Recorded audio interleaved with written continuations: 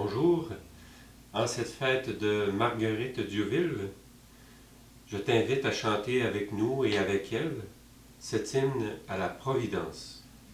Ta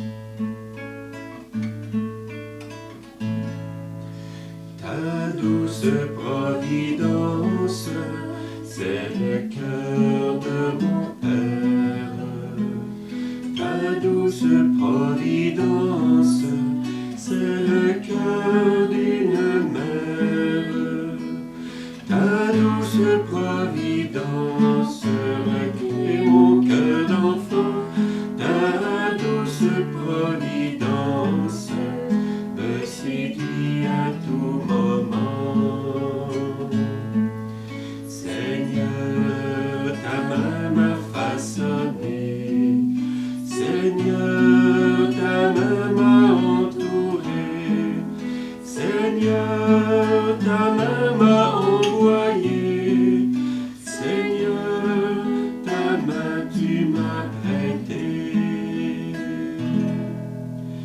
Ta douce providence, c'est le cœur de mon Père. Ta douce providence, c'est le cœur d'une mère.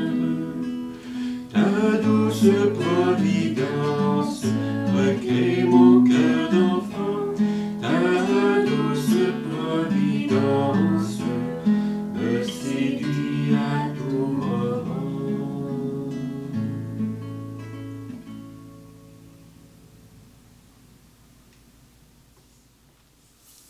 Bonjour. Pour commencer, je veux vous dire merci pour tous les courriels. Je ne peux pas vous répondre à tout le monde et rares sont les courriels auxquels je réponds présentement. Ma joie, c'est de vous lire et de vous présenter au Seigneur. Par contre, quand il y a un cri d'alarme dans un courriel, j'essaie vraiment d'y répondre. Mais je suis émerveillée de l'action de Dieu dans vos cœurs à travers le message lumière.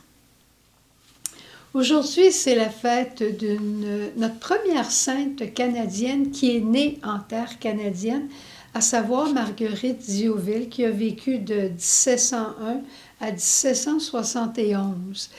Et c'était une femme vaillante, une femme extraordinaire.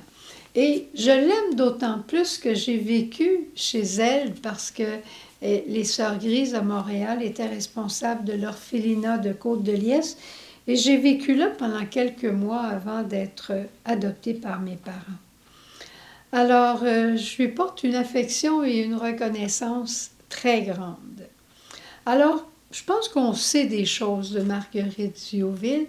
Marguerite Diouville, elle est née dans une famille nombreuse qui n'était pas très fortunée. Et à l'âge de 20 ans, elle va marier un certain François de la Découverte et il va s'avérer comme être un mari volage, égoïste et indifférent, qui fait le trafic de l'alcool, le trafic des fourrures.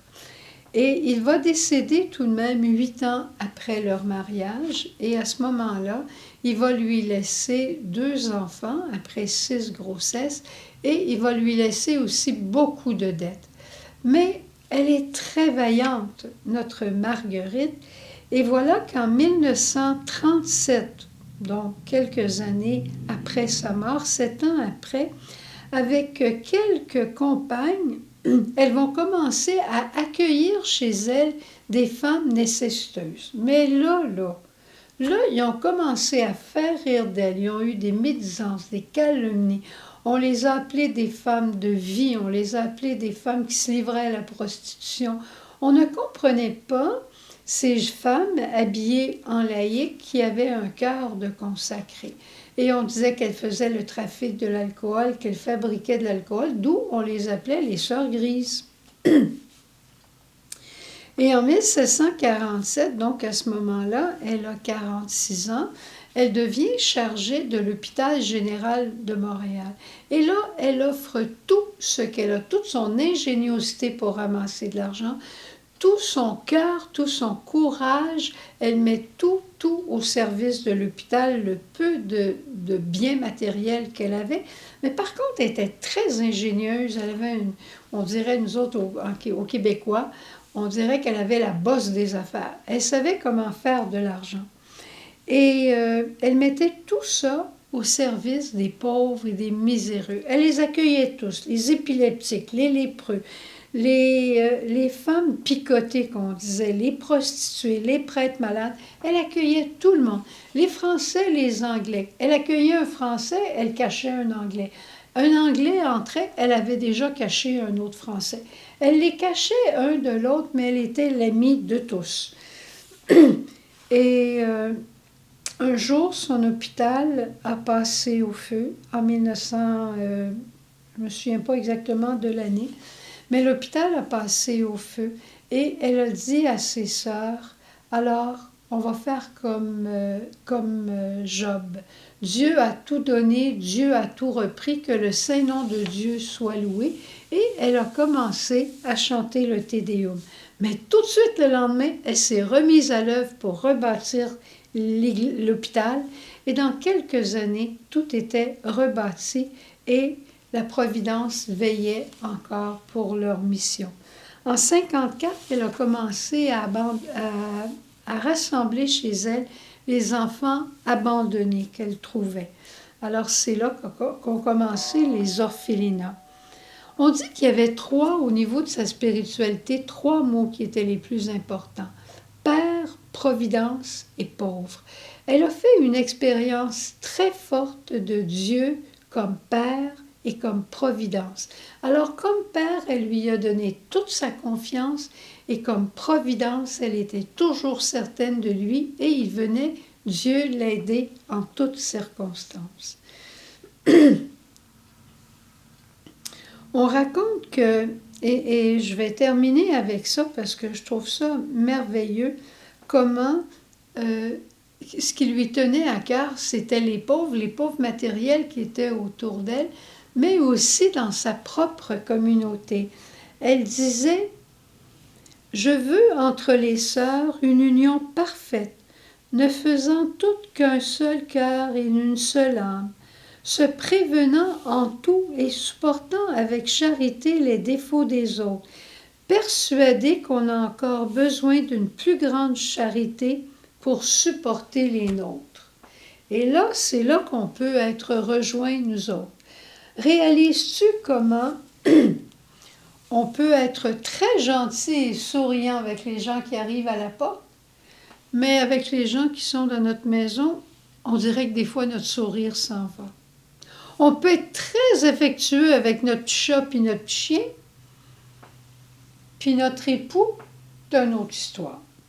On peut avoir la main tendue pour tout offrir aux pauvres éloignés, puis à ceux qui sont dans la maison, des fois la main se referme, puis ça devient un petit point. Ceux qui sont autour de nous ont besoin de notre amour. Et ils sont aussi parfois à nos yeux des pauvres, mais des pauvres à aimer. Et c'est vers eux qu'il faut commencer. Et elle puisait cet amour sans fin dans le cœur même de Dieu. S'il y a quelqu'un qui nous aime de manière incontestable, de manière éternelle, de quoi que nous fassions, Dieu nous aime et nous aimera toujours. Alors elle avait ce même cœur. On disait qu'elle pouvait être assez sévère, elle pouvait se faire respecter, mais elle avait un cœur en or. Et le pape, quand il la canonisera, dira c'était la mère de la charité universelle. Et on disait dans le temps, dans la Nouvelle-France, quand il y avait un besoin en quelque part, on disait « Allez chez les sœurs grises, elles ne refusent rien. » Imaginez-vous si on pouvait dire ça de moi, de toi, de chacun de nous. Hein? Elle ne refuse rien. Elle donnait tout ce qu'elle avait et elle travaillait pour en avoir encore plus à donner. merveilleux hein, comme vie. Elle est sainte, c'est une sainte de chez nous. Qu'est-ce que tu dirais si on allait remercier le Seigneur pour sa vie, remercier le Seigneur pour toutes les sœurs grises de Saint-Hyacinthe, les sœurs grises d'Ottawa, les sœurs grises de Québec, toutes les sœurs grises qui ont pris le chemin pour suivre le Christ à travers le sentier tracé par Mère Diouville. Alors on va aller voir Jésus puis on va lui demander.